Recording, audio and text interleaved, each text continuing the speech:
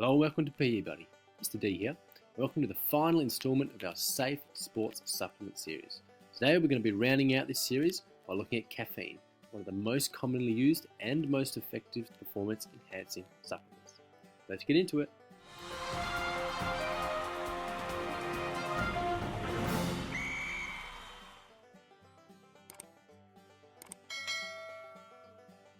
So, caffeine is commonly available in products such as coffee, tea, energy drinks, and dark chocolate. It is frequently used in sport and by the general population. It is extremely well researched. It improves both your physical and mental performance. Great for athletes and students. So there are numerous benefits that caffeine provides to the human body. Here are just a couple. It stimulates the nervous system, impacts hormones, fat burning, endorphins, and muscles. Also influences body temperature and glycogen. So in this video, we're going to have a closer look at some of these. First, let's have a look at some statistics.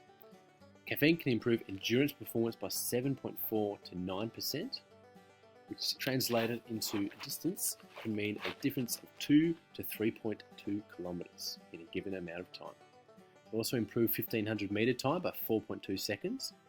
It improves performance in well-trained athletes in high-intensity exercise and team sports more than casual or social athletes. This is important to note. There is non-conclusive evidence about the effect caffeine has on strength-based activities, and caffeine is one of the best fat-burning substances known to man.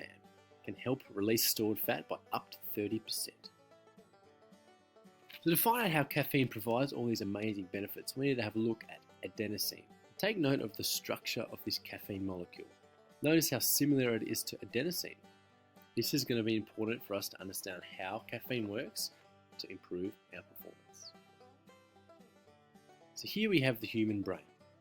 As we can see here, we have adenosine represented by the green triangles. We have caffeine represented by the red triangles. Thinking back to the previous slide, we can see that they're very similar in structure. And if you think adenosine is familiar, you may have watched one of my previous videos. Adenosine makes up part of adenosine triphosphate, which is the energy currency used by the body. When a chemical reaction occurs, the body uses adenosine triphosphate. It becomes adenosine diphosphate. So we have adenosine left over. So adenosine is the molecule that tells our body and our brain that we are tired, that we are fatiguing, that we should slow down and stop. And as we learned on the previous page, the chemical structure of adenosine is very similar to caffeine. So what caffeine does, takes the spot of adenosine, blocking that message from going to the brain. From a sporting perspective, this allows our body to perform at a higher level for longer before that message of fatigue influences our body. Pretty cool, hey? So we've learned all about the amazing benefits of caffeine. So how do we best consume it for optimal performance?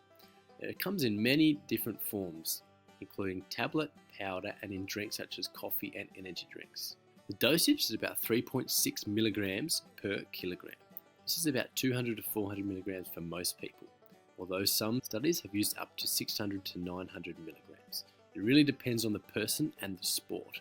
I'd encourage you to experiment in training before you try this in a game, and think about things that will be easy on the stomach. For example, you might choose a black coffee over a latte, simply because running around with milk in your stomach may not be such a good idea. And finally, consume approximately 60 minutes before the event or game, keeping in mind that caffeine can actually stay in your system for 5 to 6 hours. Finally, we have some considerations. As we've discussed, caffeine has many impacts on our body. Some include increasing heart rate and anxiety levels. If you're already an anxious person, this may not be such a good idea for you.